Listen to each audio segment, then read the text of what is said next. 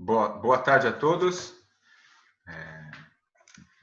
Sejam muito bem-vindos à nossa sessão do Congresso Acadêmico da Unifesp. Esse ano, o tema do nosso congresso ele é Ciência, Universidade e Transformações para a Sociedade. É um tema bastante atual e bastante propício para o momento que nós estamos vivendo.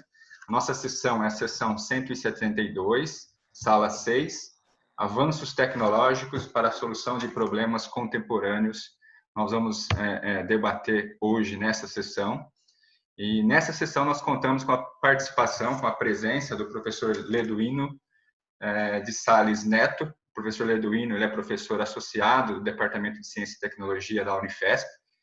Ele possui doutorado pela Unicamp. E vamos ter também a presença do Dr. Luiz Gustavo Pagotto Simões. O Luiz Gustavo ele é da empresa Nanox Tecnologia SA. Luiz Gustavo ele possui doutorado em Química de Materiais pela Unesp. E nós vamos fazer um debate aqui bastante proveitoso e bastante sadio relacionado às tecnologias atuais para a resolução de problemas que nós estamos enfrentando no momento e problemas que irão surgir daqui para frente na nossa sociedade e no mundo, seja ele local ou global. Tá? Vamos iniciar, então, essa sessão. Eu gostaria de passar a palavra ao professor Leduino, tá? Para ele fazer as suas considerações iniciais e também iniciar a sua apresentação. Gostaria de lembrar a todos que a nossa sessão de perguntas ela vai ocorrer no final das duas apresentações. Então, eu peço para aqueles que tenham perguntas, que enviem as suas perguntas e no final nós vamos colocá-las para o debate, para as respostas. Professor Leduino, fique à vontade. Bem, boa tarde. Muito obrigado, professor Maurício. Gostaria de agradecer muito o convite para estar apresentando aqui parte do trabalho. São 3 projetos que envolvem mais de 20 pesquisadores e alunos, que a gente tem desenvolvido em busca aí de soluções para um problema, né, que o mundo está enfrentando, que é a pandemia da Covid-19. Então, é uma honra participar desse congresso, que está muito interessante, um congresso muito vivo, trazendo muitas questões e com uma ampla participação. Então, agradeço ao professor João, que coordena a sessão, cumprimento o Gustavo, que vai falar posteriormente, e agradeço também à equipe de TI, em especial ao Michel, que está nos ajudando. Então, vou contar um pouco aí, como eu disse, são 3 projetos da área de pesquisa operacional e matemática que a gente está usando em prol aí de encontrar soluções para a pandemia de Covid-19. Eu organizei a apresentação em 4 tópicos. Vou falar rapidamente o que é pesquisa operacional, né, que não é muito conhecido do público em geral. Vou apresentar uma solução que a gente já entregou faz 2 meses, Forecast UTI. Vou falar de uma outra solução que a gente está em fase final, podemos entregar talvez amanhã ou depois de amanhã, que é o planejamento de salas de aula segura. E por fim, eu vou falar de um projeto que foi recém-aprovado pela CAPES, de ciência de dados aí no enfrentamento de surtos, epidemias e pandemias em hospitais, que nasceu da experiência que a gente teve anteriormente. Então, a pesquisa operacional teve um grande impulso na Segunda Guerra Mundial. Ela já nasce, né, anteriormente e consiste em utilizar métodos quantitativos de matemática, computação, por exemplo, para resolver problemas, para auxiliar gestores na tomada de decisão, ajudar a resolver problemas reais.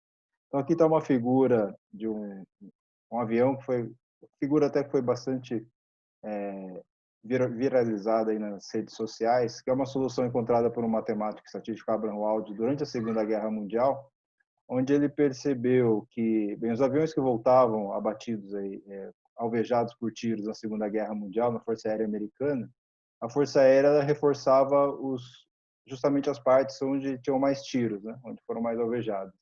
E isso não estava dando resultado, os aviões continuavam, a taxa de aviões abatidos era a mesma.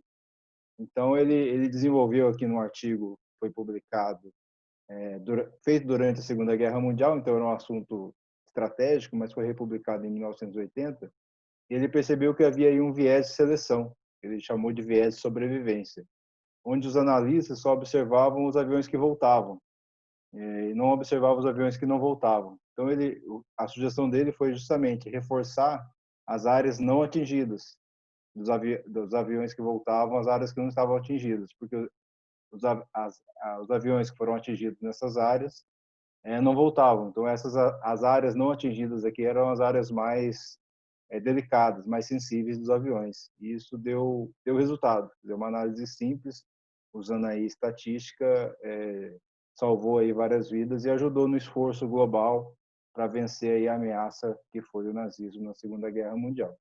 Então isso teve um grande impulso, né? Juntou vários cientistas, principalmente na Inglaterra e nos Estados Unidos, para encontrar soluções de logística de guerra, de utilização de equipamentos. E daí veio o nome pesquisa operacional, ele surge justamente na Segunda Guerra Mundial. Bem, a guerra acabou em 45, felizmente, né? E a partir daí o assunto que era estratégico de guerra passou a ser usado nas mais diversas áreas, como a gente vai ver hoje. E isso gerou um prêmio Nobel, chamado Prêmio Nobel de Economia, de 75, para dois desses pesquisadores, Kantorov e Kupman, por suas contribuições à teoria de alocação ótima de recursos. Então, isso hoje tem aplicações aí em todas as áreas: medicina, biologia, economia, produção, meio ambiente. Então, basicamente, aqui está uma definição que eu tirei da prestigiosa revista Science, de um artigo de 1947, então logo após aí ao fim da Segunda Guerra Mundial, onde define aqui em uma tradução livre que eu fiz: a pesquisa operacional é um método científico para fornecer aos departamentos executivos uma base quantitativa para as decisões. Então é isso que a gente vai tentar, que a gente está tentando fazer aqui no caso da Covid-19, é fornecer ferramentas para os tomadores de decisão. Um termo muito usado hoje, que é mais comumente encontrado no Brasil e cresce também em outros países, como nos Estados Unidos, é o termo analytics. Aí eu tirei a definição aí da Sociedade Americana de Pesquisa Operacional, Operations Research, e dá para ver que é bem similar à definição de pesquisa operacional. Então, analytics, segundo essa sociedade, é o processo científico de transformar dados em insights para tomar melhores decisões. Então, hoje a gente tem uma quantidade muito grande de dados, é como usar esses dados, extrair desses dados informação para ajudar os gestores na tomada de decisão. Então, é basicamente isso que a gente está fazendo. Então, nós usamos o nome pesquisa operacional, porque é o nome do nosso programa de pós-graduação, aqui em São José dos Campos, da Unifesp e do ITA, mas poderíamos usar Analytics também. Bem, no Brasil, as informações, né, dessa pandemia de Covid-19 começam a chegar em janeiro ainda de maneira um pouco desencontrada, né? A gente não, em janeiro, pelo menos, a gente não percebia muito a gravidade, né, a dimensão da pandemia. Então, aí tem algumas manchetes, por exemplo, a OMS diz que ainda é cedo para declarar emergência internacional para o coronavírus. Essa manchete é de 23 de janeiro. Mas, ao mesmo tempo, a gente vê China constrói hospital em 10 dias para surto de coronavírus. Então, as manchetes eram um pouco contraditórias, né? Quer dizer, de um lado, não se sabia muito bem o que estava acontecendo na China, mas a gente via a China num grande esforço para conter a doença, né? E aí, quando a doença chega na Itália, pela proximidade que a gente tem, cultural, com a Itália e de informação também, a gente começa a perceber um grave problema, que é a super lotação de UTIs. Então, parte das pessoas que se contagiam com a Covid-19 precisam de UTI. E a gente percebeu aí na Itália manchetes dramáticas de que pessoas ficavam em filas de UTI ou acabavam morrendo sem ter acesso ao leito de UTI, o que é cruel por dois motivos, né? Pelo falecimento e pela falta, né, de assistência nessa hora aí tão difícil. E também o drama, né, que médicos sentiram de ter que escolher aqueles que iam para a UTI ou não. Então, sensibilizados por esse problema, a gente resolveu, né, abordar, estudar um meio para tentar ajudar, no caso aqui do Brasil, a hospitais e gestores de secretarias de saúde a prever, né, quando que esse problema poderia acontecer no Brasil. Então, essas manchetes aqui são de, por exemplo, 16 de março, 10 de março, foi quando a gente teve a ideia de desenvolver esse projeto. E como todo projeto de pesquisa ele precisa aprovação do Comitê de Ética, no caso da Unifesp foi aprovado de maneira bem rápida no dia 5 de abril. Então foi no dia 5 de abril que a gente dá início a esse projeto, estimativa do número de leitos de UTI necessário por dia e gestão de equipamento durante a pandemia de Covid-19 em diversos cenários. Esse projeto tem a participação, como eu disse, os 3 projetos são mais de 20 pessoas, alguns pesquisadores e estudantes participam dos 3. Então, nós temos professores aqui, o professor Chaves, da área de computação, da Unifesp, a professora Camila, da estatística, Cláudia, biotecnologia, Horácio, pesquisa operacional, eu, modelagem matemática, a Thaís, da epidemiologia. Então, um projeto interdisciplinar. E temos aqui estudantes, que o destaque desse projeto foi a atuação dos estudantes, 4 da ciência da computação da Unifesp, né, Ana Júlia, Fernando, Igor e Leonardo, e o Renan, de doutorado em pesquisa operacional. Então, a participação dos estudantes foi fundamental. E como todo projeto na universidade ela tem ensino, pesquisa e extensão. Então, nesse projeto a gente encontra aí as três vertentes, porque a gente tem pesquisa, extensão, porque a gente está entregando uma solução para a sociedade, e ensino, porque os alunos, bem, a gente também aprendeu bastante nesse projeto. A gente enfrentou 2 desafios no projeto que eu gostaria de destacar aqui para o público, para os colegas da academia também, que é o rigor acadêmico e tempo de desenvolvimento versus a urgência. Porque um projeto na universidade, geralmente ele não é, ele exige tempo. Um projeto de doutorado, que é uma pesquisa, o estudante tem que fazer algo, o doutorando tem que propor e defender uma tese de algo inédito, leva 4 anos. Um projeto que a gente tem experiência com indústria leva de 4 meses, pelo menos, 6 meses, às vezes mais, depende do projeto. Nesse caso, a gente tinha uma urgência muito grande, porque a gente começou em abril. Em abril, a gente já via, por exemplo, Manaus já ter um colapso dos leitos de UTI. Manaus, no Ceará, a gente já começava, durante o projeto, a gente percebia que a situação estava ficando muito crítica, a gente não sabia como que ia ser nos outros estados, né? No Brasil, o primeiro a colapsar, pelo que a gente acompanha pela mídia, foi Manaus. Então, a gente tinha urgência, mas, ao mesmo tempo, a gente tinha que manter o rigor acadêmico, ou seja, entregar alguma coisa, uma solução que fosse confiável, que tivesse, né, o rigor acadêmico. E a gente também tinha o tempo de desenvolvimento. Desenvolver um site que trabalha com banco de dados não é algo simples, leva tempo. Então, aqui eu destaco a participação dos estudantes, tanto em termos de qualidade das soluções que eles desenvolveram, que o desenvolvimento computacional, né, quem botou a mão na massa mesmo, foram os estudantes do projeto, e também o esforço, né, eles passaram noites aí de desenvolvimento, programando o computador.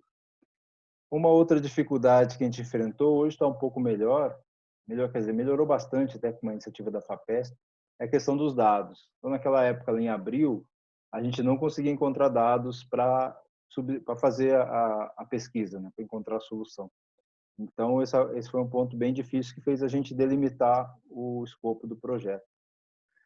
Então, pela dificuldade de dados, por exemplo, a gente não abordou o empréstimo de equipamentos, que era algo que a gente considerava muito importante. Que a gente sabia, né, que o Brasil, por ser continental, a doença não iria evoluir da mesma forma no país inteiro, como é o caso, né? Hoje a gente vê estados que estão aumentando o número de pessoas com a Covid, estados que estão diminuindo. A gente viu isso até no estado de São Paulo, a capital teve um maior número de casos no início, hoje tem menos, hoje é o interior que tem mais.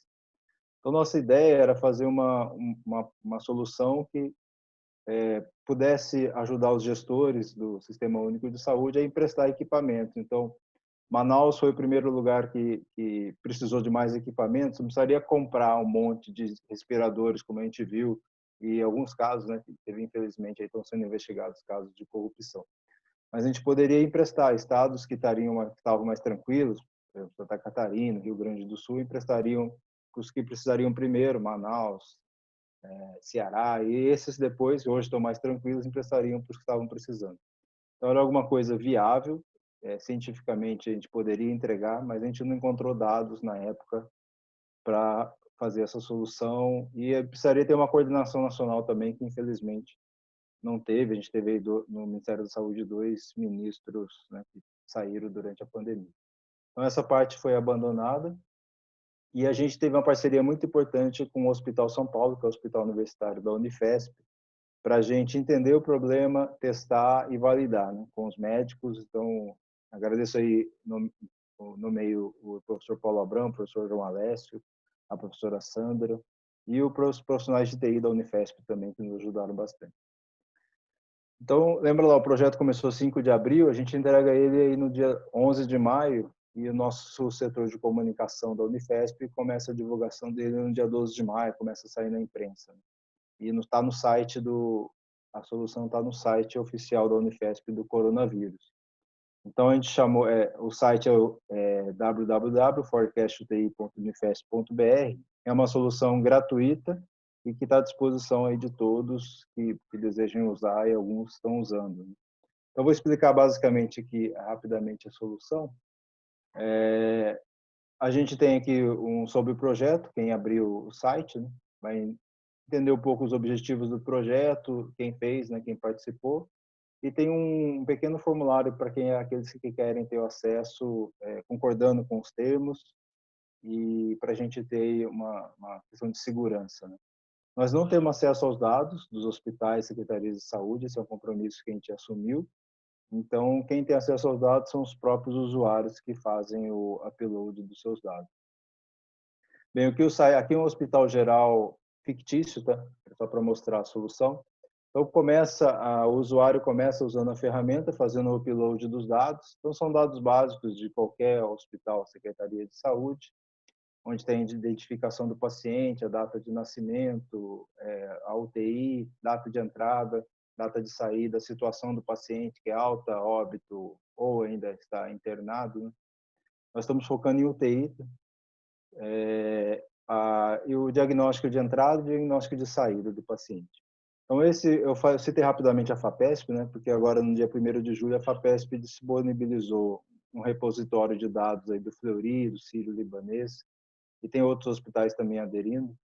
E quem entrar lá, é um repositório público, vai ver os dados que estão justamente aqui, basicamente dessa forma, né? São dados básicos de um hospital. Tá feito o upload, aí o sistema, o site, né, que tem um software por trás, vai dar alguns resultados. Por exemplo, alguns dados, estatísticas básicas, né? Média de hospitalizações por dia, média de tempo de internação, desvio padrão. Então, ele dá algumas estatísticas, mas principalmente para a gente está fazendo aqui uma previsão do número de leitos de UTI ao longo do tempo. Então, essa é uma primeira previsão que a gente faz usando a regressão polinomial até a ordem 5. O software escolhe, com base nos dados passados, qual é a melhor ordem dessa regressão. E com isso, o gestor já consegue ver o que vai acontecer aí nos próximos dias, né? Uma previsão do que vai acontecer com base nos dados passados. E também a gente faz uma simulação com base nos dados passados, nos dados que o próprio hospital ou secretaria de saúde forneceu, ou o gestor também pode alterar os dados, né? Ele pode fazer aqui ou automático com os dados, ou ele pode, digamos, simular aqui a mudança se ele aumentou o número de leitos, se ele aumentou o número o dias de planejamento que ele quer planejar, a média de pacientes que entram por dia, que seria único, ou seja, quase 2 pacientes novos por dia. Então, ele pode mexer nisso, e aí o sistema vai fazer uma simulação computacional. Que é isso? Vai simular vários cenários e vai mostrar aí o que acontece no pior cenário. Foi uma solução que uma opção que a gente fez, porque se o hospital conseguir atender no pior caso, significa que ele vai atender todo mundo. Seria uma solução de segurança para nenhum paciente ficar sem UTI. Então, numa simulação aqui dos dados que estão aqui na tela, por exemplo, essa simulação deu que no dia 6 de julho, isso aqui foi feito um tempo atrás, né? O paciente 33 tinha 32 leitos, né, de UTI. Chegaria o paciente 33 no dia 6 de julho, o paciente 34 no dia 7 de julho, o paciente 35 no dia 7 de julho. Então, nessa simulação, mostraria que o sistema iria colapsar no dia 6 de julho, e isso seria um alerta, né, para o gestor ou ampliar o número de leitos de UTI, justificar, ou encontrar uma outra solução, redirecionar pacientes para outro hospital, ou para outra cidade. Então, essa basicamente é a ferramenta que a gente disponibiliza. Há também aqui um diagrama para controle de leitos. Existem outros projetos que vão ser agregados a essa solução, por exemplo, de alocação de equipes de UTI, que envolve uma equipe multidisciplinar de médico, enfermeiro, fisioterapeuta, fonoaudiólogo, que é baseado numa solução como dada por um diagrama como esse. Mas isso aqui ajuda muito o gestor a entender o que está acontecendo com cada um dos leitos. Então, como eu já disse e comentei, as ferramentas de pesquisa operacional usadas foram bem simples, né? Regressão polinomial até ordem 5 e simulação computacional. O site foi construído aí em um mês, um trabalho computacional, como eu disse, bem grande. As linguagens usadas SQL para o banco de dados, C# para o back-end e Angular Framework para o front-end. E hoje a gente tem aí entre os usuários hospitais, secretarias de saúde e pesquisadores. Então, temos aí um pouco mais de 20 usuários do site. Essa é uma das soluções que a gente apresentou, foi bem interessante.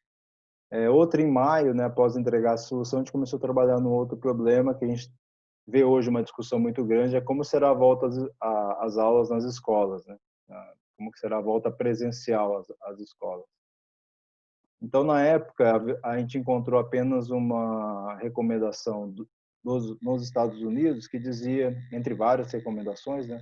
Mas para a gente seria a organização da sala de aula. Como que seria a sala de aula?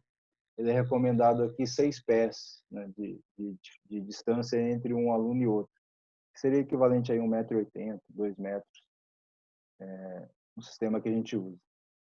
Hoje, a Secretaria do Estado de São Paulo, né, o governo de São Paulo, está recomendando 1,5 metros de distância entre um aluno e outro.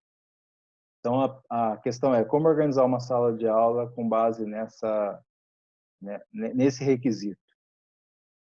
Então, a gente fez um outro projeto, também aprovado pelo Comitê de Ética, que é a ferramenta de apoio ao planejamento de salas de aula com distanciamento entre os alunos. Então, algumas participantes, como o professor Chaves e o professor Horácio, participaram do anterior. Nesse, a gente tem o professor Luiz Felipe Bueno como coordenador do projeto. Ele é da área de otimização não linear, que é a ferramenta principal que a gente está usando no projeto. Temos também o professor Francisco Sobral, da UEM, da área de otimização, que é também um pesquisador com trabalhos nessa área. Eu vou explicar para vocês, do ponto de vista matemático, a gente está colocando círculos em retângulos, sem interseção. Temos o professor Juliano, da área de educação matemática, o professor José Manuel Martins, da otimização do Unicamp, e estudantes temos o Frederico, da bacharelado de Ciência e Tecnologia, o Renan, doutorando em pesquisa operacional, que participou do outro, e o estudante Marcos Magueta, da Ciência da Computação, que está fazendo aí o front-end dessa solução.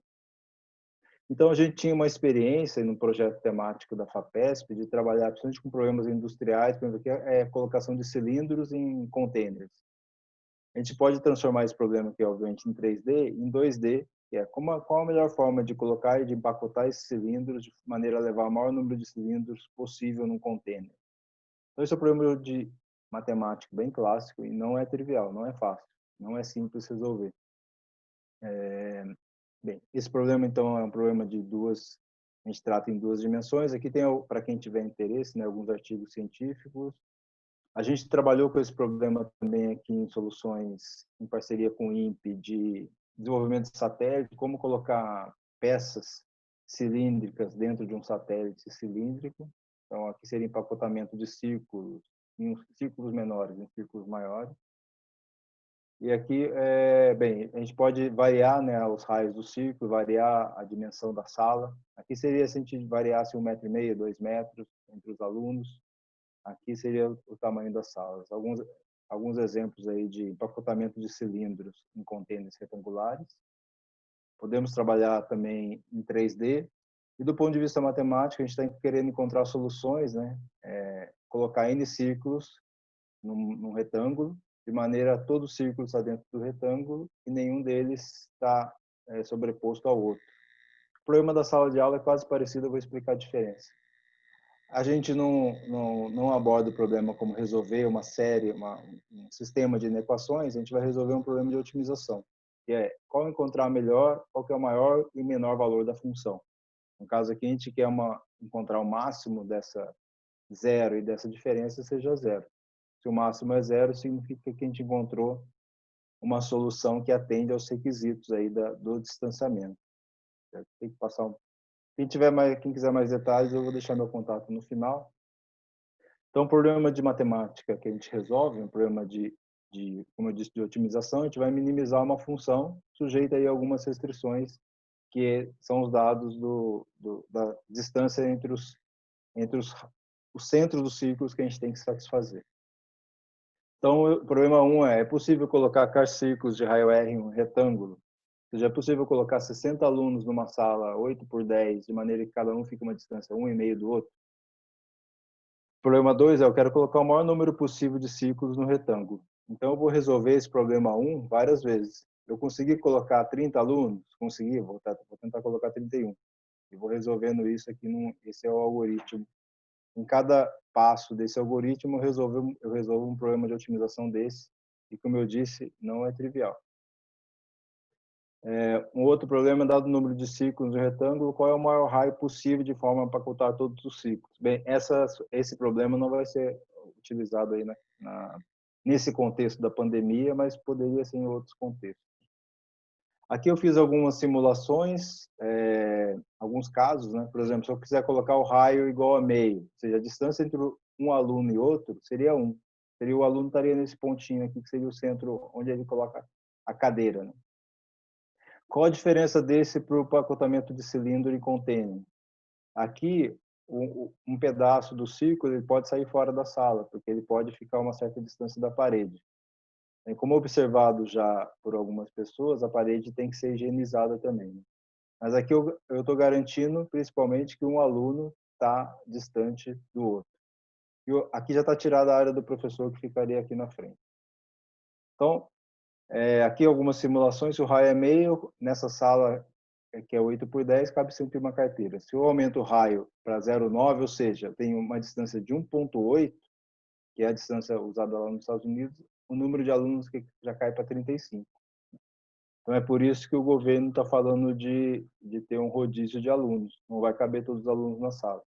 Mas a ideia é, se eu conseguir colocar o maior número de cadeiras na sala, isso significa que os alunos vão poder ir mais à escola, mais ensino presencial, o que tende a melhorar o desempenho e a eficiência do sistema educacional.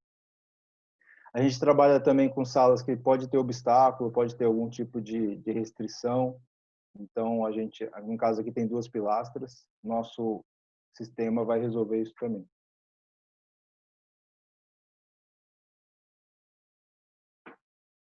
Aqui um problema que não vai ser abordado aqui na questão da pandemia, mas eu tenho 60 alunos, eu tenho que colocar 60 alunos na sala. Qual que é a configuração de forma que eu tenha a maior distância possível entre eles?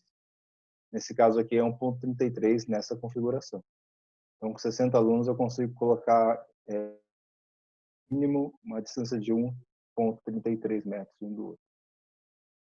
Então, o site está praticamente pronto, ele deve estar colocando no ar aí nos próximos dias, e o endereço vai ser esse, www.salaplanejada.unifesp.br. Essa parte do círculo é o que está por trás, a matemática, mas para o usuário, ele vai entrar com os dados da distância, e no estado de São Paulo vai ser 1,5 metros, as dimensões da sala. E o site vai devolver um layout, né? Aqui os círculos não estão colocados, porque a gente achou que poderia confundir o usuário, no caso aqui é o gestor escolar. Então a gente vai colocar onde está o pontinho na solução matemática, vai estar uma carteira desenhada. Então ele consegue colocar o desenho aqui do círculo que não parece muito amigável, né? Parece que está meio bagunçado. Quando a gente coloca as carteiras, fica bem visível. Então, essa é a outra ferramenta que a gente fez. E com base, principalmente no primeiro projeto, já estou terminando, a gente desenvolveu um projeto chamado Ciência de Dados no Enfrentamento de Surtos, Epidemias e Pandemias em Hospitais, que foi aprovado pela CAPES na semana passada.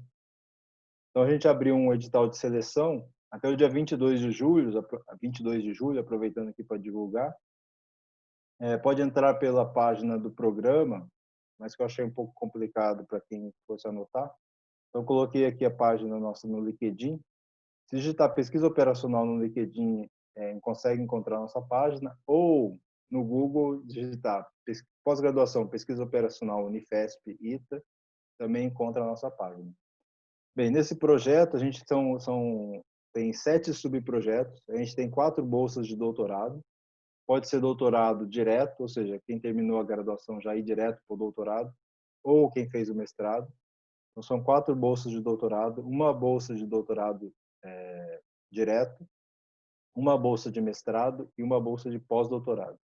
Então, são projetos ligados aí a tratamento de dados no contexto de uma pandemia em hospitais. Então, ele nasce justamente da experiência que a gente teve com o Hospital São Paulo, que a gente desenvolveu o Forecast UTI, e a gente tem como parceiros nesse projeto o Hospital São Paulo e o Hospital Municipal daqui de São José dos Campos.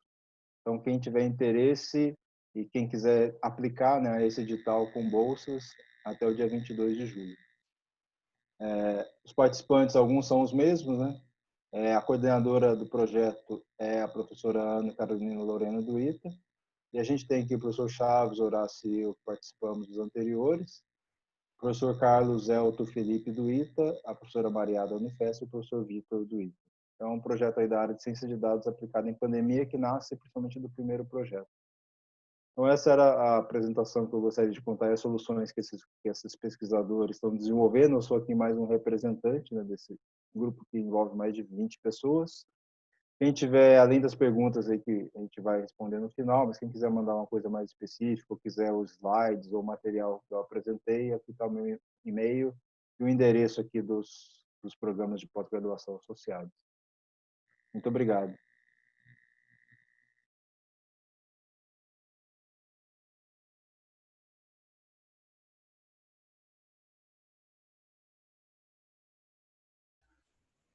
O som, professor Maurício.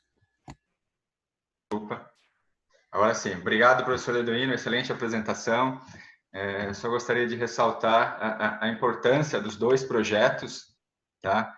São projetos aí que retratam o problema que nós enfrentamos atualmente, que é a superlotação de salas, e como encontrar uma resolução para resolver esse problema e reduzir o número de alunos nas salas, e também o nosso problema atual, que já vinha acontecendo, mas que estourou agora com a pandemia, que é a falta de estrutura hospitalar que nós temos na nossa rede pública e também em algumas redes da hospitais particulares.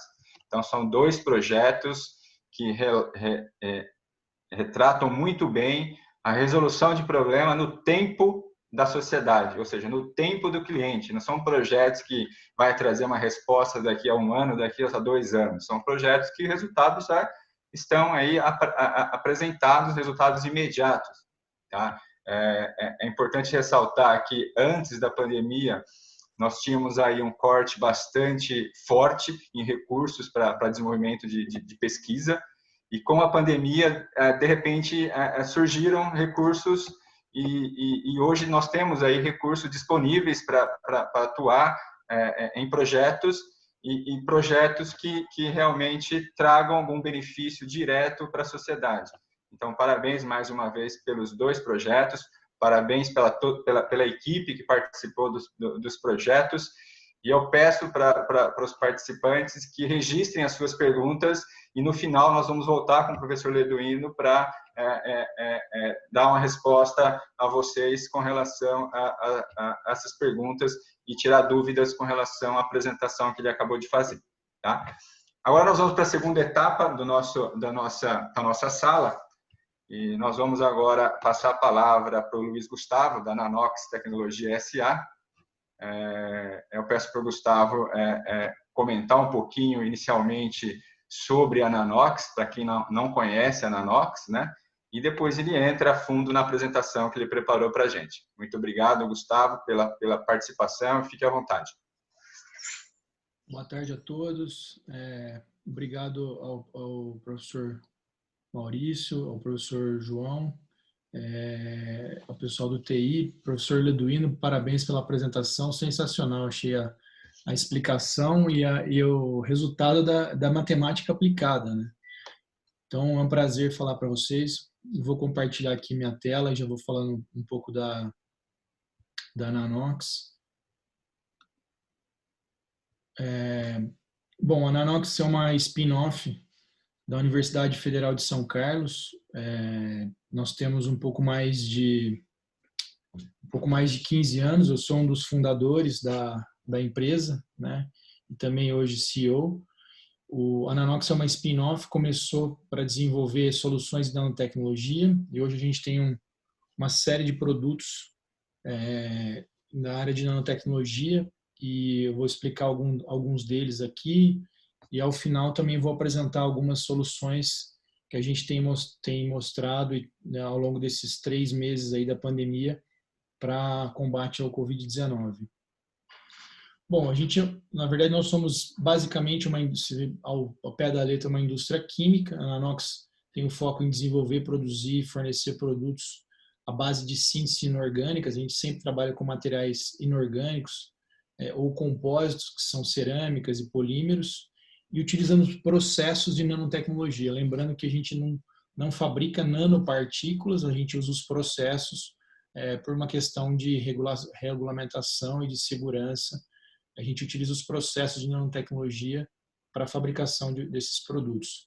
A Nanox é uma SA desde 2006. A gente teve já 3 rounds de investimento, de fundos de investimento. Aqui são os principais hoje que atuam, que é o Createc 2, um fundo do BNDES, e a NT Agro, que é um fundo de pessoas físicas. A gente já foi agraciado com esses prêmios, FINEP de inovação, D-Lab, que é um programa do MIT, para desenvolvimento de projetos, o Prêmio Empreendedor de Sucesso e o Exporta São Paulo. E fomos uma das empresas, entre 1.000 empresas, a Plug and Play escolheu 15 no ano passado para participar de um programa de aceleração, e nós somos uma das 15. A Plug and Play é uma aceleradora no Vale do Silício, que acelerou empresas como o Dropbox, o PayPal, o Rappi, a Google, no início da Google. Então, a gente foi uma das empresas selecionadas. Esses são os nossos principais parceiros, né? Como eu falei, a Nanox é uma spin-off da Universidade Federal de São Carlos. Eu e meus sócios trabalhávamos no grupo do professor Elson Longo, que hoje é o CDMF, que é um dos Centros de Excelência de Desenvolvimento de Materiais da FAPESP. Naquela época, com filmes finos, para aplicações em memórias ferroelétricas, filmes fotoluminescentes, e a partir daí a gente resolveu empreender, porque o LIEC tinha uma interação muito grande com as indústrias, e com CSN, Ambev, Natura na época, e na época a Whirlpool, né, nem se chamava Whirlpool, que é a dona da Brastemp, da Consul, na época era Multibras, procurou o laboratório para desenvolver coatings cerâmicos para aplicações em fogões.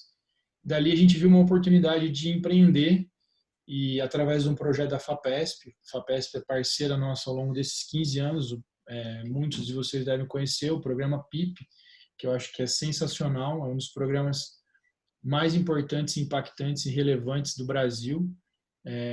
O que se tem aqui é um programa que é muito parecido e não deixa nada a desejar para os programas de grants dos Estados Unidos, da Europa. Então é um programa sensacional. Nessa época a gente submeteu um primeiro projeto, foi aprovado, e ao longo desses 15 anos nós fomos desenvolvendo várias linhas de negócios na empresa, e depois tivemos outros projetos de apoio da FINEP, do CNPq, e aqui são alguns parceiros, né? A gente sempre trabalhou em parceria com a UFSCar, temos uma parceria recente com a Embrapa, com a USP, agora recentemente no projeto do Covid-19 que nós estamos trabalhando.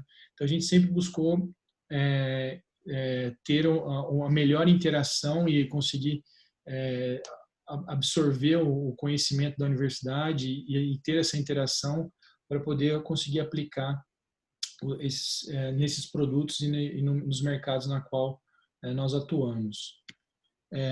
A Nanox está baseada aqui em São Carlos, né? A gente tem uma estrutura aqui, a gente tem 2 prédios aqui, uma área de mais ou menos 1.000 metros quadrados, onde a gente tem toda uma parte de laboratórios de química, físico-química, laboratórios de plástico, né? A gente tem extrusoras, injetoras para trabalhar com compósitos. Todo o nosso parque fabril está aqui também, além de laboratórios de microbiologia também, que são muito importantes para provar os efeitos dos produtos que a Nanox comercializa. E desde 2016 nós temos uma unidade nos Estados Unidos, perto de Boston, em Newton, que cuida de toda a nossa parte regulatória. Nós temos 3 patentes nos Estados Unidos, FDA, então ele tem um escritório que cuida da nossa parte de propriedade intelectual e regulatória e está fazendo o nosso desenvolvimento de mercado lá nos Estados Unidos. Aqui é um pouco da estrutura. Como a Nanox é uma SA, a gente tem um board, um conselho de administração. O Glauco, que é professor da USP, é o nosso conselheiro. O Rodrigo, que é um dos representantes do Fundo Criatec. Eu e o Daniel, que são meus sócios.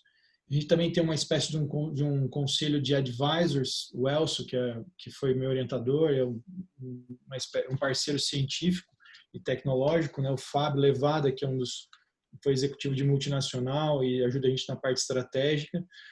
O Maciel, que foi CEO da Ford, da Caoa, usando papel e celulose, também ajuda a gente nessa parte de estratégia. E esses parceiros institucionais, que é a Plug and Play, né, que é essa aceleradora nos Estados Unidos, que também tem unidades aqui no Brasil, na Europa, e o IEC, né, o IEC, que é o International Entrepreneur Center, que é um centro de empreendedorismo e aceleração de negócios nos Estados Unidos.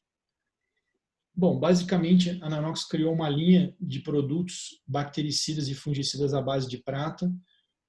A prata é um conhecido muito antigo, desde antes de Cristo. Mais recentemente, os mais antigos vão lembrar dos filtros de barro com prata. Mas, na verdade, o que a Nanox desenvolveu é uma tecnologia na qual a gente consegue disponibilizar a prata de uma forma segura, controlada e muito menos prata do que as tecnologias antigas e as tecnologias existentes, obtendo a mesma segurança e a mesma efetividade de eliminação de bactérias e fungos. Então, os principais benefícios dessa tecnologia, que é o Nanox Clean, a prata é um antimicrobiano natural, à base de amplo espectro, ou seja, ela elimina qualquer tipo de bactéria, de fungo, vírus agora, que está na moda. A gente tem um produto que tem baixa toxicidade, tem todos os testes de migração para alimento, impacto ambiental. É um produto que tem alta performance, ou seja, ele consegue eliminar 99%, 99,999, dependendo da concentração de bactérias e fungos. Nesse caso, alguns grades a gente tem FDA approval, ou outros são aprovados pela Anvisa, outros não precisa. Então, são vários produtos que todos eles nós tratamos com a mesma terminação, que é o Nanox Clean. Quais são as aplicações disso, né? A Nanox aqui em São Carlos, ela fabrica os ativos, que são os pós e os líquidos, né? Então, esses produtos, alguns deles, como eu falei, tem a Anvisa, aprovado para contato com alimento, um deles tem a FDA.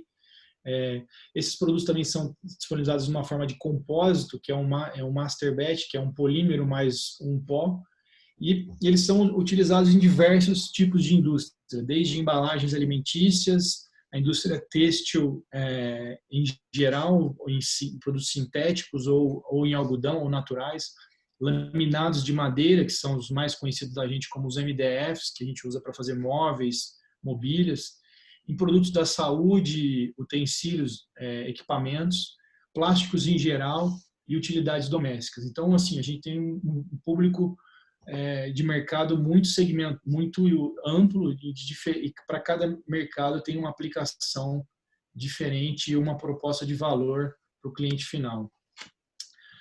O principal resultado que a gente entrega, falando um pouquinho mais tecnicamente, é a eficiência bactericida, que isso é provada por uma norma ISO, que é a ISO 22196. Então, se a gente comparar uma superfície de plástico, de MDF, uma embalagem que tem com o nosso produto, com uma que não tem, você faz essa medida, coloca 1 milhão de bactérias, depois de 24 horas você faz uma contagem e vai observar que ali só vão ter 99,99%, não vai ter o 100%, porque o 100% obviamente não existe. E isso a gente faz internamente, também é laudado por laboratórios internacionais, no caso aqui é o Merrier, que é um laboratório francês, e a gente faz esses testes com diversos tipos de bactérias, Staphylo, E. coli, Aspergillus niger, que é um fungo, Cândida, qualquer tipo de bactéria e fungo, a prata tem eficiência. Bom, falando para a gente ter uma noção um pouco melhor do que são as aplicações, né, de onde a gente está disponível essa tecnologia, esses produtos, eu vou apresentar alguns cases. Esse é um case bacana que também não está relacionado ao Covid-19 aparentemente, mas se vocês perceberem, tá. Esse é uma embalagem alimentícia, um filme de PVC stretch que a gente usa para armazenar queijo, alimentos em casa. A diferença é que você consegue, como o filme tem uma propriedade bactericida, ele consegue proteger o alimento se ele estiver em contato, porque a prata precisa ter o contato. E muita gente hoje em dia, se a gente reparar, está usando esse tipo de filme para proteger maquininhas de cartão, proteger teclados de computador em supermercados, para ter uma segurança maior para os usuários ali, para as pessoas que estão indo às compras na farmácia, no supermercado, e ter essa proteção. Obviamente ele não foi projetado, o objetivo inicial não era esse, mas esse produto está no mercado desde 2014, mas as pessoas se sentem mais seguras pelo fato de ele ter um produto bactericida. Mas o principal benefício que ele revela é esse que vocês estão vendo no vídeo. Se a gente imaginar uma fruta, aqui no caso uma mamão, mas poderia ser uma banana, uma maçã, se a gente comparar ele numa embalagem que não tem o nosso produto, com uma embalagem que tem, versus um controle que não tem nada, não tem embalagem nenhuma, o produto ele dá um ganho de shelf life para a fruta, pelo fato de que ela protege a superfície da fruta onde tem a proliferação de fungo e bactéria. Vocês podem fazer o teste na casa de vocês, comprar o filme da Alps, e a banana geralmente dura 2, 3 dias a mais. Isso depende muito da fruta, da procedência, da quantidade de micro-organismos. Mas, em geral, o filme promove uma proteção bactericida e fungicida para a superfície da fruta. Esse é um cliente também grande nosso, que é a Tramontina, que faz containers, tábua de carne, e o principal caso deles são as facas, os cabos de facas, né, de frigoríficos, que é uma exigência dos frigoríficos, da JBS, Marfrig, esses frigoríficos, que tenham um produto antimicrobiano para evitar a contaminação cruzada. O que é contaminação cruzada? Muitas vezes a superfície está limpa, mas alguma outra superfície está contaminada, a pessoa toca numa superfície contaminada, vai e segura ele no cabo da faca, e aí o cabo da faca passa a ser um potencial contaminante, e aí pode contaminar o alimento, etc, etc. Então o produto evita essa contaminação cruzada, tendo no cabo da faca e aqui nos containers e nos utensílios domésticos. Esse também é um case bacana, que é uma superfície que a Guararapes produz MDF, né, que são os laminados de madeiras. Na verdade, é um papel, ao final das contas, mas é uma madeira que tem um acabamento de papel. Esse papel é um papel decorativo, e aí a gente aplica um produto líquido na superfície para você garantir que, por exemplo, se você for fazer um armário debaixo da pia, que ele não vai proliferar mofo, que não vai dar cheiro. Muitas vezes guarda-roupa, principalmente em cidades litorâneas, tem problema de odor, que na verdade nada mais é do que a proliferação de fungos, por conta da alta umidade, da temperatura elevada. Então a Guararapes consegue vender esse claim, ele usa a nossa marca para mostrar que o produto tem esse efeito bactericida e fungicida. Aqui já entrando um pouco na situação do Covid-19, só para vocês terem uma ideia, a gente, no começo da pandemia, todo mundo sabia, todo mundo que eu digo, a literatura científica já sabia que a prata era um antiviral conhecido. Tem muitos trabalhos científicos em revistas renomadas, como a Science, Nature e outros, mostrando que a prata tem efeito, por exemplo, contra H1N1, contra o vírus da AIDS. Mas para a gente, como indústria, a gente nunca tinha trabalhado com essa parte de vírus, porque até então não existia um impacto relevante, né? Ninguém demandava produtos antivirais até o Covid-19. E quando surgiu a pandemia, a gente buscou soluções para que conseguisse viabilizar produtos para combater o Covid-19, né, o SARS-CoV-2. E o primeiro deles foi uma parceria que nós fizemos em tempo recorde, aí 3 empresas, o IEC, que é essa aceleradora nos Estados Unidos, a Elka, que fabrica brinquedos, e a Nanox, para lançar uma máscara, né? Que é isso que a gente vai, se o vídeo rodar, vai passar. A Universidade aqui. Federal de Uberlândia, em Minas Gerais, divulgou um ranking sobre a eficiência de cada tipo de máscara na proteção contra o coronavírus. Uma máscara lavável, com tecnologia 100% brasileira, está entre as opções para evitar a contaminação.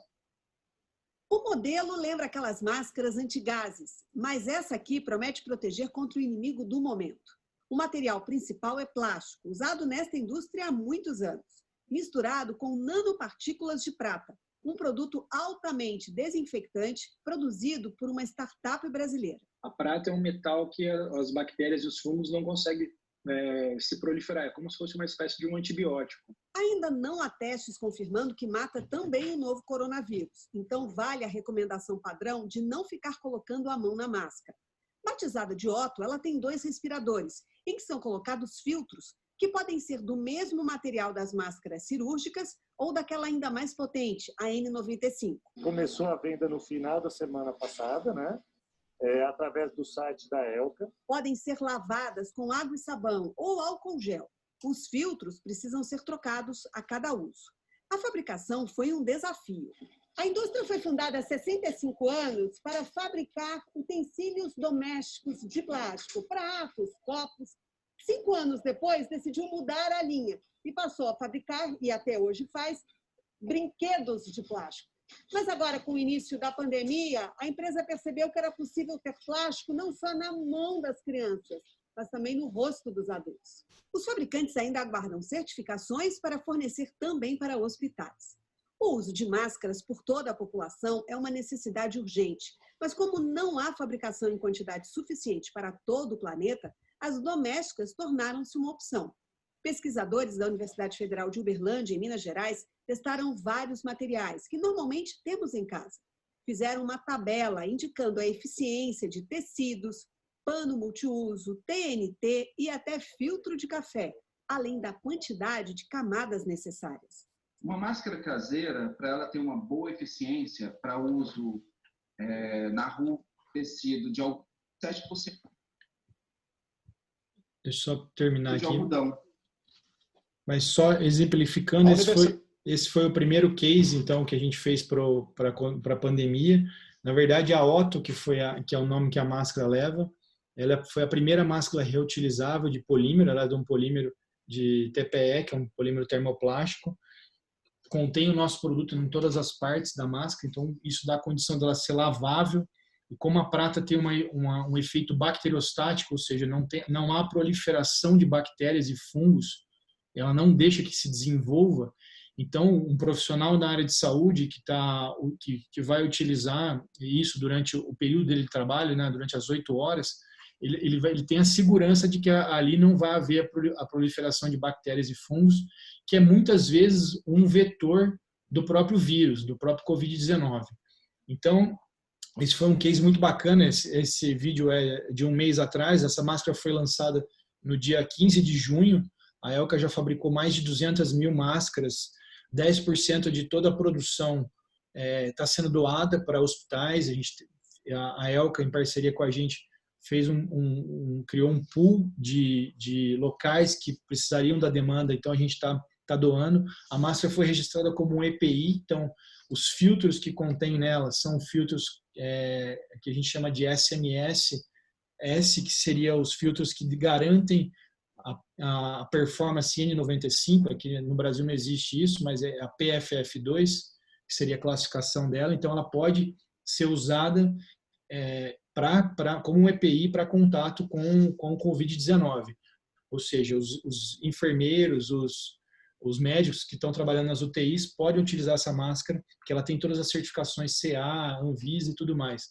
E a grande vantagem dela é que hoje, durante a pandemia, qualquer hospital que deveria estar descartando uma máscara N95, ele está reutilizando uma máscara que é redescartável. E essa você pode reutilizar por até 3 meses somente trocando os filtros. Isso traz uma economia, ao final de 3 meses, de mais de 300% para o hospital. Ou seja, é uma redução enorme no custo, né, do hospital, é uma redução enorme no impacto ambiental que se tem, que a máscara deveria estar sendo jogada fora e depois vai ser incinerada. Isso tem um impacto ambiental enorme. Para vocês terem uma ideia, somente um hospital de São Paulo, tipo o Sírio-Libanês, descarta mais de 20 toneladas de plástico entre máscaras, aventais, por semana. Então, quer dizer, isso tem toda uma redução ambiental também enorme para o meio ambiente. Então, esse projeto foi feito uma parceria entre a Elca, que é o fabricante, a Nanox e o EC, e a gente está comercializando isso. Depois, se alguém tiver interesse, no site automask.com.br é possível comprar a máscara, ir para os hospitais, e aí tem que contactar direto a Elca, que são os maiores volumes. Bom, outro resultado que eu diria que teve um impacto mundial foi o resultado que nós tivemos em parceria com a USP, e divulgamos ele, na verdade, no dia 15 de junho, mas, na verdade, nós temos um resultado desde o dia 30 de abril. A gente conseguiu provar nos tecidos, nesse caso é um tecido 6733 de poliéster algodão, que o tecido com acabamento da Nanox, que com acabamento de prata, com 2 minutos de contato você consegue eliminar 99% do Covid-19. Então, esse é um resultado mundialmente inovador. Uma empresa que a gente tem conhecimento que tem um laudo parecido com o Covid-19, que não é o mesmo Covid-19 que está na Europa, que não é o mesmo Covid-19 que foi nos Estados Unidos. O ICB, que é o Instituto de Ciências Biomédicas da USP, foi quem isolou o vírus no Brasil, no primeiro caso de Covid-19. O professor Edson Durigon, da USP, e o professor Lúcio Freitas, eles isolaram o vírus, sequenciaram, então eles conseguem trabalhar o vírus, foram replicando isso no laboratório NB3. Então a gente discutiu muito com eles ao longo desses 3 meses de como fazer um ensaio. Nós fizemos um ensaio baseado numa norma ISO, que é 18184. Nós colocamos quase que 10 anona de vírus, ou seja, para vocês terem uma ideia, 10 anona é 1 bilhão de cópias por ml de SARS-CoV-2. É como se a gente recebesse uma baldada de SARS-CoV-2 no rosto, por exemplo. É uma coisa não é aplicável do ponto de vista prático. E mesmo assim, em 2 minutos de contato, você teve uma eliminação de 99% do vírus. Isso a gente fez tudo uma estratégia de lançamento. A Nanox depositou uma patente nos Estados Unidos desse acabamento antiviral. No Brasil também fizemos um artigo científico que foi validado por vocês que são cientistas, conhecem mais do que eu. Foi validado por um monte de referee no mundo inteiro, que foi publicado cerca de 15 dias atrás, validando todo esse resultado. E a partir daí, a partir disso, em junho, em meados de 15 de junho, publicamos na mídia em geral, e a notícia teve tanta repercussão que saiu em quase 300 países no mundo, publicaram notícia sobre esse resultado, na qual tanto a Nanox quanto a USP, a UFSCar, tem total segurança, porque foram feitos vários testes, não foi uma medida.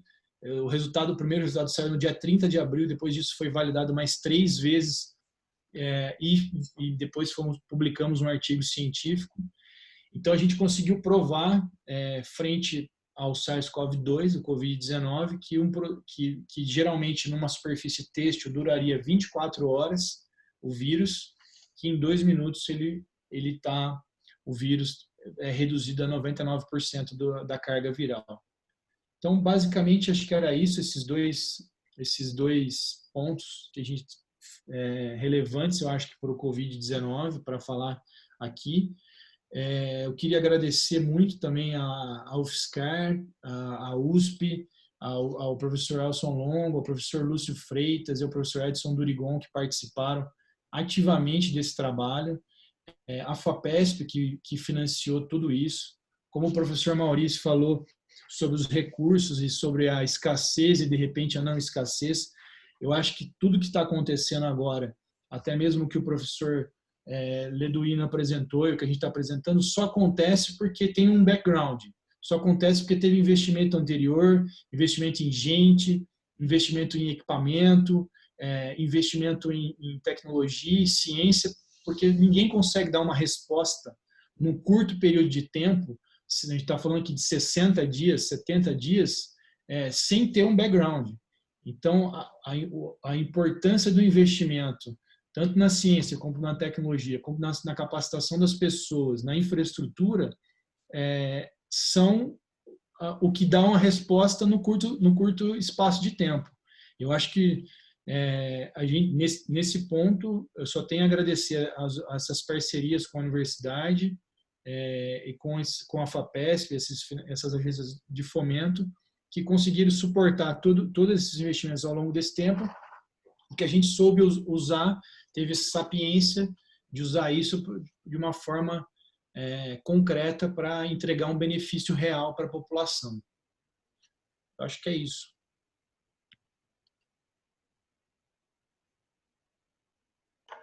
Obrigado, Gustavo. Obrigado pela excelente apresentação e explanação sobre a Nanox. Acho que foi bastante esclarecedora a sua apresentação. E pegando um gancho no que você acabou de dizer, com relação a recursos, isso fica mais do que comprovado e é mais um exemplo para os nossos gestores aí das agências de fomento, do governo, que pesquisa não é feita de última hora. Recursos precisam ser continuamente colocados nas pesquisas. Não dá para, de repente, você corta recurso e entra novamente com recurso. Você precisa de uma mão de obra, você precisa de pessoas qualificadas, de uma infraestrutura já pronta para quando surgir o problema, principalmente esse que nós estamos enfrentando, nós temos uma solução rápida para encontrar uma forma de sair dos problemas e mostrar para a sociedade que a universidade, em conjunto, em parceria com as empresas, são bastante atuantes no Brasil e fora do Brasil também.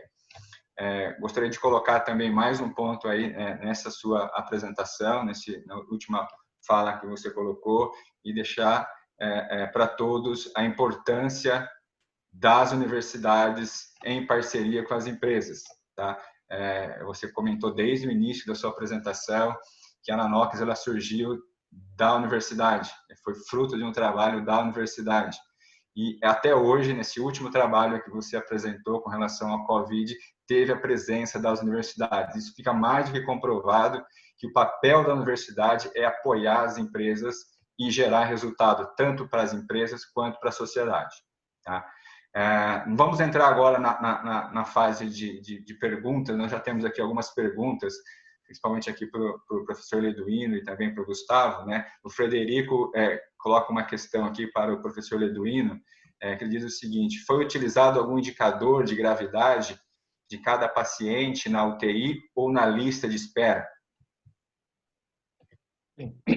Obrigado pela pergunta. Gostaria de cumprimentar o Gustavo aí pelo excelente trabalho. Eu tinha visto na imprensa, tinha ficado bastante impactado, até interessado em adquirir os produtos.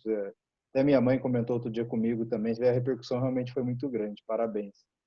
Em relação à pergunta do Frederico, se foi utilizado algum indicador de gravidade de cada paciente na UTI ou na lista de espera, não foi. Isso poderia ser agregado, mas tem toda uma questão ética envolvida, muito complexa, que a gente não domina. Isso teria que vir de uma demanda, felizmente aqui nos hospitais que a gente auxiliou diretamente, que a gente tem contato, que estão usando nossa ferramenta, não foi preciso ainda, não houve esse tipo de decisão a ser tomada. Então, a gente sabe que existe, a gente conversou com os médicos, existem protocolos mundiais que são feitos e a gente não incorporou isso na nossa solução. Isso pode ser feito mais para frente se houver uma demanda dos hospitais, mas por enquanto não. Obrigado, professor. Eu acho que foi bastante esclarecedora a sua resposta. E se o Frederico tiver mais alguma dúvida, peço que ele refaça novamente a pergunta mais à frente. Eu tenho uma pergunta aqui para o Gustavo. da Isabelle Rodrigues. Ela pergunta para o Gustavo como que vocês garantem a segurança dos alimentos com os produtos da Danox e se não há nenhum risco do produto, se o risco da prata migrar para o alimento. Ô, Isabelle, primeiro que não são nanopartículas, né, que a mídia mistifica muito por causa do nome Nanox. As partículas são micro, elas são acima de 1 micra até, porque é um produto, é um suporte, que é uma cerâmica, e as partículas de prata têm entre 0,5 micra e 0,7 micra. Existe um teste da Anvisa, do FDA, que é o teste de migração.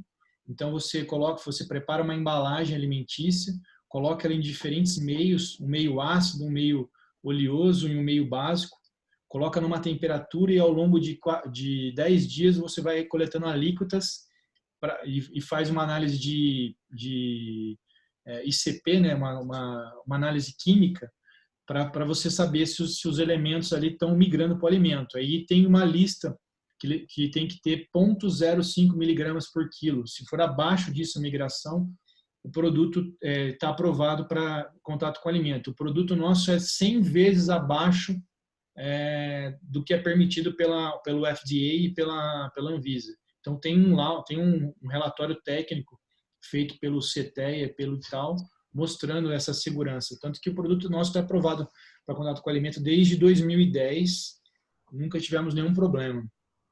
Ele não tem migração da embalagem para o alimento. Obrigado, Gustavo. Continuando aqui, tem uma pergunta, professor Leduino, é uma pergunta do Bruno Marangon. Ele pergunta se na solução para a sala de aula foi utilizado geometria analítica e cálculo diferencial e integral, ou se foi utilizado um outro método para a resolução dos problemas. Não, legal, agradeço a pergunta aí do Bruno. Tem relação, a gente precisa usar coordenadas, né, por exemplo, que está em geometria analítica, e do cálculo, a gente precisa, principalmente cálculo de várias variáveis, ele trata a função de várias variáveis. A gente tem as variáveis são aonde a gente vai colocar a carteira. Então, se a gente tem um plano, a gente vai ter várias variáveis x e y. Então, é uma função de várias variáveis que a gente quer encontrar o mínimo, sujeito a algumas restrições. Então, tem relação, por exemplo, com ótimo multiplicadores de Lagrange, que é o conceito estudado em cálculo de várias variáveis. Mas, para resolver, a gente precisa de ferramentas bem mais sofisticadas, que são estudadas num curso, na graduação, por exemplo, em um curso de otimização não linear. Tem alguns cursos de engenharia, matemática, computação. Mas a base, ele tem razão, a base é geometria analítica e cálculo. Agora, para a gente entregar a solução, a gente precisa de ferramentas um pouco mais avançadas. Obrigado, professor. Gustavo, tem uma pergunta da Luana. Ela quer saber se as máscaras que você comentou podem ser transparentes, tá? E se não há nenhum desconforto para o usuário e risco de contato com a prata. Se for a máscara Otto, né, de plástico, ela pode ser transparente, sim. Ela só não foi feita transparente porque, como o foco inicial era a área médica, né, a cor branca tem um link aí com a área médica, mas ela pode ser o TPE ou outros materiais que podem ser fabricados a máscara, eles são transparentes, né, ou translúcidos. A gente a Elka está trabalhando nesse sentido. Com relação ao desconforto, isso é uma questão assim, uma questão meio subjetiva, né? Porque os médicos que estão testando, que estão lá, que estão acostumados a usar máscara, eles não reclamam do desconforto. Muito pelo contrário, porque no caso da máscara Otto, quem, por exemplo, usa óculos, ela não embaça o óculos, né? Outras máscaras embaçam. Mas para a gente, os que não estão acostumados a usar máscara, né, que estão tendo que usar aí, eu confesso que às vezes pode ser desconfortável se você usar por um longo tempo. Mas para quem está como ela é um equipamento de proteção individual, né, eu acho que isso fica minimizado. Que nem, por exemplo, o químico usar óculos de segurança. É desconfortável? Mas é um item necessário, né? E com relação à prata, como eu falei, no mesmo caso do alimento, ela não sai do polímero, né? Então ela fica presa ali, então não tem risco dela sair. E mesmo porque a prata, a gente pode ter até água mineral, até 10 ppm você pode ter prata na água mineral. Então, Existe uma toxicidade como qualquer coisa, até a água é tóxica, tudo depende da dose. A prata tem, obviamente, a toxicidade, mas ainda é minimizada por todos esses efeitos de ela estar presa no polímero e tudo mais. Gustavo, só complementando aqui mais uma pergunta nessa mesma linha, a Maria Silva e Ellen, elas perguntam por quanto tempo deve ser usado o filtro na máscara? O filtro na máscara, no caso do filtro PFF2, né, que é o EPI, para quem vai ter contato com o Covid-19, é um turno. Então, se o profissional está lá 8 horas, 12 horas, ao final ele lava a máscara, tira o filtro, joga fora, deixa a máscara secando, no outro dia ele põe um filtro novo. Para a gente, usuários normais do filtro SMS, se você não sair muito, se for só para ir no supermercado, voltar, tiver pouco exposição ao público, pode ser uma vez por dia, uma vez a cada 2 dias. Aí não tem uma regra muito clara, depende muito do que você vai fazer. Agora, o EPI é por troca de turno. Mudou o turno, tem que trocar o filtro. Ok, obrigado, Gustavo. Professor Eduino, tem uma pergunta aqui do Vinícius Silva. Ele pergunta se o site com os dados hospitalares são voltados ao acesso de quem? Para quem está disponível o site? O site é público, para acessar basta preencher um questionário, mas ele é voltado mais para gestores de hospitais e secretarias de saúde, porque se o usuário não tiver os dados, ele não consegue, o site não vai ter utilidade. Então precisa fazer o upload dos dados, aí são dados hospitalares. Então, apesar de ele ser público, ele é voltado para qualquer pessoa pode pedir o acesso. Ele foi feito o usuário final, né, o cliente aí são gestores de hospitais e secretarias de saúde, quem tem os dados hospitalares. A gente tem também pesquisadores utilizando, e são pesquisadores que usam bases públicas de dados, como a FAPESP disponibilizou. Então, mas tendo interesse, é só preencher o formulário que a gente analisa e concede o usuário sem. Obrigado, professor Eduino. Gustavo, tem uma pergunta com relação à prata, do Gustavo Dias. Ele pergunta o seguinte: na reciclagem desses materiais com prata, como que você consegue recuperar essa prata ou ela vai ser descartada junto com o material para o ambiente? Tem alguma forma para recuperar essa prata? E engatilhando na pergunta aí do Gustavo, qual que é a quantidade de prata num tecido ou numa máscara, por exemplo? No caso da reciclagem, a prata é totalmente reciclada, ela está, vamos dizer assim, a forma mais estável de qualquer material aqui na Terra é na forma de óxido, né, que é onde você tem um menor impacto. A prata está na forma metálica, mas que com o tempo ela vai se oxidando e estabiliza em AgO, que é uma forma estável da prata. Mas em termos de reciclabilidade, você poderia o polímero reciclar e fazer outros produtos, continuaria mantendo o efeito desde que você mantenha a dose, né, desde que você mantenha a concentração de prata que está ali no polímero. E se você for fazer o descarte, seria o descarte que você daria para o polímero, porque a quantidade que se tem de prata no polímero é muitíssimo pequena, igual no caso da máscara. Eu teria que fazer uma relação aqui por peso, mas a gente usa, para fazer um banho de máscara para passar no tecido, você usa 35 gramas por litro de produto. Nesses 35 gramas, você tem assim menos de 0,5% de prata. Então, você tem ppb de material ali, são partículas por bilhão. Sim, a quantidade ela é bem reduzida e uma reciclagem, creio que pouco de prata fica, mas a pergunta do Gustavo é bastante pertinente com relação a isso. Então, tem uma outra pergunta aqui do Frederico para o Gustavo. Ele pergunta o seguinte: se há roupas para trilhas produzidas com fios de prata, propiciando o uso mais prolongado dos vestimentos, e se a Nanox está indo nesse caminho para produzir camisetas e roupas íntimas com prata, e se é feita alguma avaliação de concentração de CO2 na inspiração. no caso dos tecidos, né, a gente não fabrica o tecido, a gente fabrica o acabamento. Então, as tecelagens, que são os nossos clientes, tem algumas que vão fazer roupas esportivas. No caso especificamente dessa camiseta com essas vestimentas, vão ter camisetas que são malhas, não sei especificamente do jeito que ele está falando. Nos próximos 30 dias já tem malharias que estão comprando o produto e vão colocar isso no mercado, né? Então, nosso objetivo não é produzir os produtos finais, é sempre dar o suporte para as tecelagens ou para as marcas que vão fazer os produtos. E com relação ao CO2, eu imagino que seja a respeito da máscara da Otto, tem sim, porque você tem que passar numa norma NBR, que é NBR 13698, e que ela mede a inalação e a exalação. Então, a máscara tem que passar nessa norma. A máscara Otto, né? As de tecido não tem normas para validação. Uma outra pergunta aqui do Frederico, para o professor Leduino, ele coloca o seguinte: se há alguma associação com densidade demográfica e maior casos de infectados ou de óbitos? A gente não estudou isso, não passou pelo nosso estudo, então eu não sei dizer, não posso, com base na ciência, afirmar que sim ou não. Não passou pelos nossos estudos. É uma questão importante, mas eu não sei responder.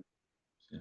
Eu tenho uma pergunta, professor Leduino. A gente está ouvindo muito falar aí em volta às aulas, tal, e em alguns países já está definido que o número de alunos por sala é um número de 15, 20, assim, mas a maioria dessas informações que saem na mídia, eles não fazem nenhum tipo de relação ao tamanho da sala, à geometria da sala. Eu gostaria de perguntar se já encontraram em algum desses países que já definiram a volta, né, para as aulas, uma relação entre número de alunos e geometria da sala. Uma boa pergunta, Maurício. Eu vejo também essas notícias, eu fico curioso para saber como é que chegam a esses números. Eu não tenho ideia. E o problema, ele não é simples, né? Pode ser que as pessoas estão chutando, ou tem alguém assessorando, eu não sei. Mas é um problema complicado de resolver e que precisa, para resolver com precisão, a melhor resposta possível, vai precisar de métodos aí computacionais, matemáticos, senão vai ser um chute. Claro, eu fico curioso também, isso está aparecendo bastante, né? Nossa, mas de onde é que tiraram esses números? Eu queria fazer uma pergunta também para o professor Leduino. Posso? Sim, sim. Não, na verdade, o modelo da sala de aula, obviamente o senhor usou a sala de aula como uma referência por conta das escolas, mas na verdade o modelo serve para qualquer forma geométrica que a gente tenha definida, né? Se a gente estipular ali o número do distanciamento, isso pode ser para um escritório, para qualquer tipo de negócio, não só para a sala de aula, né? Sim, sim. Não tem razão. A gente focou em sala de aula, até porque nós somos professores, tem a demanda até do nosso campus, da universidade, então a gente achou que seria uma solução assim, de utilidade pública, mas ele pode ser aplicado a qualquer caso. A gente já tem uma demanda de ambulatório do Hospital São Paulo, eles ficaram sabendo, já mandaram as plantas para a gente, então aí os desenhos dos ambulatórios são um pouco diferentes. A gente vai ter que fazer um método específico, porque não são retangulares, mas serve realmente, tem razão, para restaurante, para... A gente vê as soluções que aparecem. Pública, né? Para um monte de... Imagina, essas coisas onde tem aglomeração, que você tem áreas que você tem que otimizar o espaço. Imagino que, desde que você tenha uma área conhecida, você consiga calcular ali o número máximo de pessoas. Exatamente, a gente consegue, qual o número de máximo de pessoas no supermercado, no restaurante, tudo isso que a gente vê no dia a dia, a gente consegue responder isso por meio de otimização, com pouca adaptação, dependendo se não for retangular, com pequena adaptação a gente consegue responder. Então, a gente está terminando de escola, agora desculpa, o próximo vai ser ambulatório, mas estamos à disposição, se alguém quiser enviar um desafio para a gente está à disposição. Eu te cortei, Gustavo, desculpa. Não, academias, estou pensando que algumas coisas que estão querendo voltar, mas estão estabelecendo protocolos muitas vezes genéricos, né? Que você tem uma área conhecida e você tem que ter um distanciamento. Não, estão só usando a taxa de ocupação, que seria o quanto de pessoas poderiam ficar versus a área total que se tem no distanciamento, mas na verdade você tem outras variáveis nessa equação aí, né? Sim, tem outras variáveis, não é tão simples assim. Tem uma pergunta aqui do João Silva. Ele está perguntando quais foram as tecnologias utilizadas para o desenvolvimento da UTI Forecast. Para o professor Leduino. A gente usou, tem a parte de desenvolvimento computacional, né? Então tem toda uma parte de banco de dados, aí foi usado SQL, o que a gente chama de back-end, ou seja, são os programas que estão rodando o método. No caso do Forecast UTI, foi uma simulação computacional, então ela foi feita em C, e o método de regressão polinomial de ordem 5 foi usado R, e para fazer todo esse desenvolvimento ali no back-end, que a gente diz que é o processamento, foi usado C#. E para o front-end, que é a tela amigável que o usuário vai usar, foi usado o Angular. Então, essas são as tecnologias que foram utilizadas. São várias linguagens, na verdade. Obrigado, professor. Eu tenho uma pergunta para o Gustavo, com relação a qual é a capacidade produtiva hoje da Nanox, em função de toda essa demanda que está aparecendo, essa divulgação toda, se existe algum estudo de ampliação da capacidade produtiva da Nanox hoje. A gente estava já, de certa forma, dimensionado, né, não obviamente para o Covid-19, mas a gente já estava num processo de investimento na produção. Então, a gente hoje tem atendido aí todos esses pedidos que a gente tem uma expectativa aí nos próximos 30 e poucos dias de mais ou menos umas 20 toneladas só desse material para têxtil. E isso está ainda otimizado e dimensionado aqui dentro da nossa capacidade produtiva. Não vamos ter problema com relação a isso. Agora, se a demanda for muito maior que essa, talvez a gente tenha que alugar mais espaço, tal, que a gente ainda tem um espaço, de certa forma, reduzido para uma demanda, sei lá, 10 vezes maior que essa. Né? Então, aí nesse sentido, mas a mobilidade, a capacidade de expansão é rápida. Gustavo, mais uma pergunta, essa é uma pergunta minha, acho que muito relacionada com o apoio da FAPESP, o apoio das universidades nos projetos da Nanox. Tá? Uma pergunta é a seguinte: hoje, qual o número de funcionários que estão diretamente ou indiretamente ligados à Nanox? Ou seja, quantos empregos a Nanox hoje coloca aí para a sociedade? Quantas vagas, né? Hoje a gente tem, se for pensar em número relativo, você vai achar que é pouco, mas hoje a gente tem em torno de 20 colaboradores diretos, mas para você ter uma ideia, a gente é diferenciado. 60% desses tem mestrado, eu diria que 40 e poucos % doutorado. A gente não tem ninguém que não tenha graduação, entendeu? Então é uma mão de obra extremamente especializada. E mais, aí eu diria uns 8 a 10 que não são CLT, vamos dizer assim, são PJ, contratado esporte, que dão suporte. Mas é uma mão de obra extremamente especializada. Obrigado. E mais uma vez a importância aí da formação do bom profissional para estar atuando nas empresas, seja ela de origem nacional ou uma empresa global. Tem uma pergunta aqui do Gustavo Dias, ele faz o seguinte: misturando as duas apresentações, a apresentação do professor Leduino e a apresentação da Nanox, ele pergunta se é possível aí mesclar os produtos da Nanox, por exemplo, um MDF com polímero, pintura de piso, para conseguir colocar mais alunos no mesmo espaço, em vez de reduzir o distanciamento proposto. Eu acho que não, né? Porque é uma regra, o distanciamento é uma condição. Isso a gente não pode mudar os parâmetros da equação, né, professor? Se a gente mudar esses parâmetros, aí a equação não faz sentido. Poderia ser uma coisa a mais, daria mais segurança para a sala, mas não dá para abrir mão da distância. Não, a gente ainda tem declarado bastante isso nas entrevistas e tudo mais, o fato das máscaras, das roupas. Não é porque você tem uma máscara que elimina o Covid que você tem o escudo do Batman, entendeu?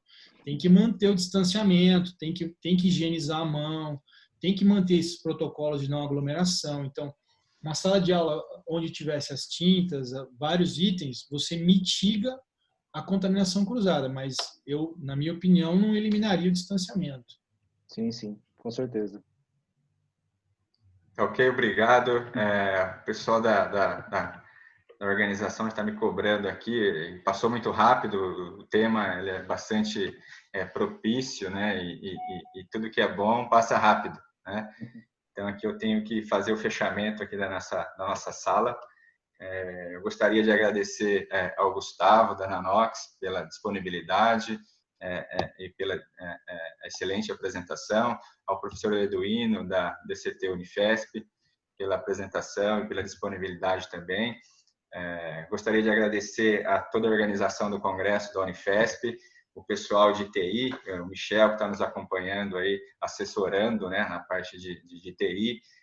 Gostaria de agradecer também o João, da organização, aí, principalmente desta sala que nós estamos atuando, né, sala 172. E gostaria também de reforçar o convite a todos que não participaram